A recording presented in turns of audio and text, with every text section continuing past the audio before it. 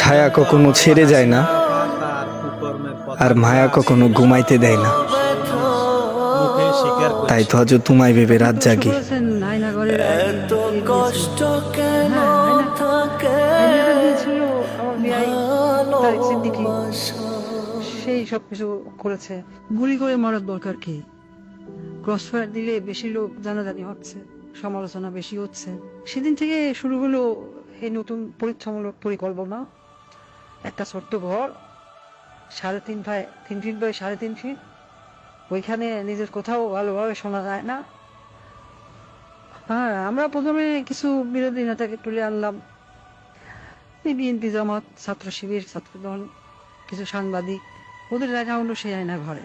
প্রথমে কয়েকদিন ওরা দেয়ালে ঘুষি মারতো, আমাকে ভিডিও কলে দেখানো হলো, ভিডিওতে আমাকে দেখানো হলো ওরা দেয়ালে ঘুষি মারতো, দোল্লা ঠেলে বেরোনোর চেষ্টা করছে। তারপর কিছুদিন দেখি শুধু উপরের দিকে তাকিয়ে থাকে। তারপর এক সময় ক্লান্ত হয়ে শুধু উপরের দিকে তাকিয়ে থাকতো।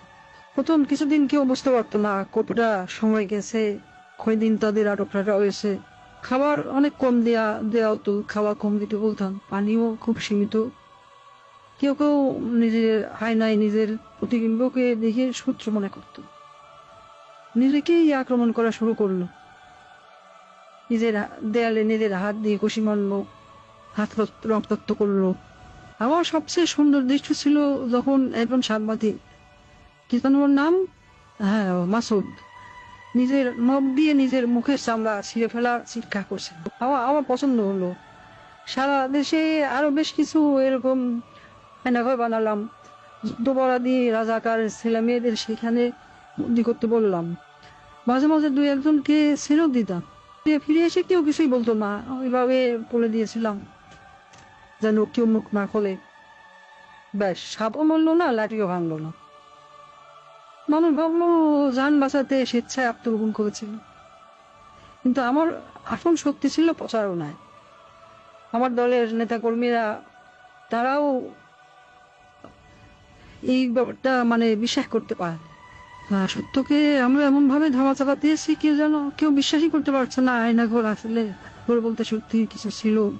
আমি হাসলাম, কারণ কেন জানেন, একবার যদি সত্য মিথ্যাকে আর মিথ্যাকে সত্য বলে চালিয়ে দেওয়া যায়, তাহলে আর কিছু করার দরকার নেই। মানুষের মনে সন্দেহ ঢুকিয়ে দেওয়াই যথেষ্ট। আমার বাবা বলতেন, একবার যদি কেউ নিজের চোখে দেখা জিনিসকে সন্দেহ করতে শিখে, তবে সে নিজের জীবনের উপর বিশ্বাস রাখে না। তখনই তুমি তাকে সম্পূর্ণ দখল করে দিতে পারবে। আমি তাই করেছি।